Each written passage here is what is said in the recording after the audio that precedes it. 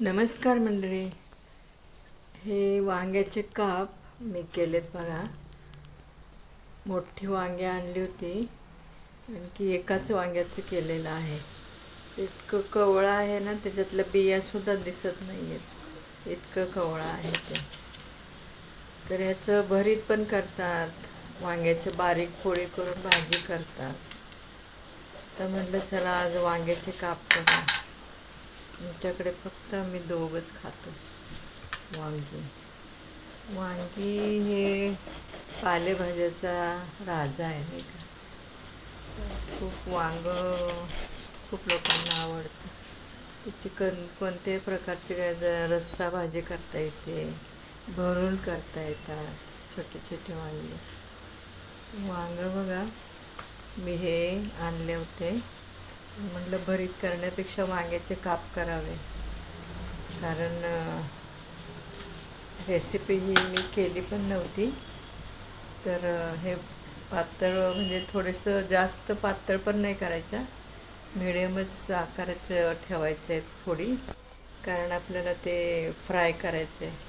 ते बघा बिया दिसत पण नाही आहेत, म्हणून मी ते धुतले नाही आहेत. अगोदर धुवून घेतलेलं आहे वांगं.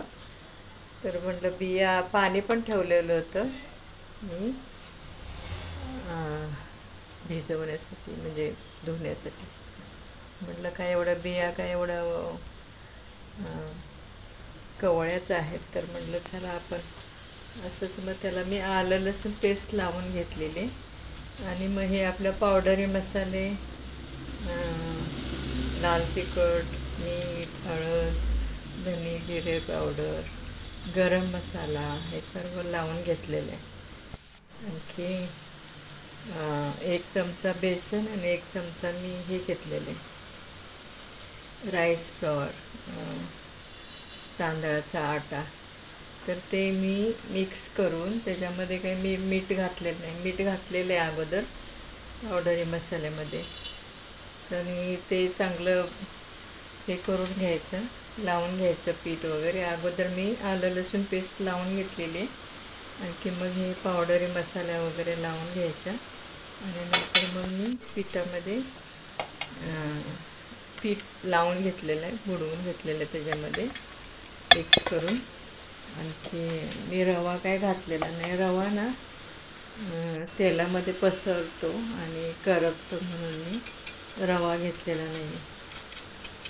हे पिठामध्ये कालवून आपण वांग्याला लावायच्यात, वांग्याच्या फोडींना, आणि शालो फ्राय करायचे.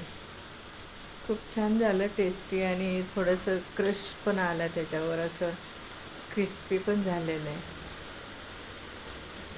तर कशी वाटली ही रेसिपी तुम्हाला? तुम्ही नक्की एकदा ट्राय करा. थोडंसं असं वेगळं केलं तर मुलं खातात.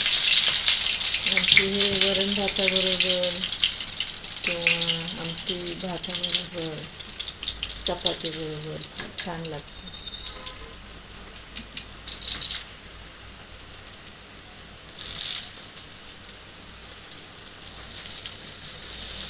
8 दिवस झाले सारखा पाऊस, त्यामुळे वातावरण एकदम थंड झालेलं आहे, आणि थंडी पण वाजते. थोडं बरंही नव्हतं मला. एकदा डॉक्टरकडे जाऊन औषधं घेऊन आली, पण परत कफ लवकर बाहेर पडत नाही. तर थोडंसं आता आज मी हा एडिट केलेलं आहे.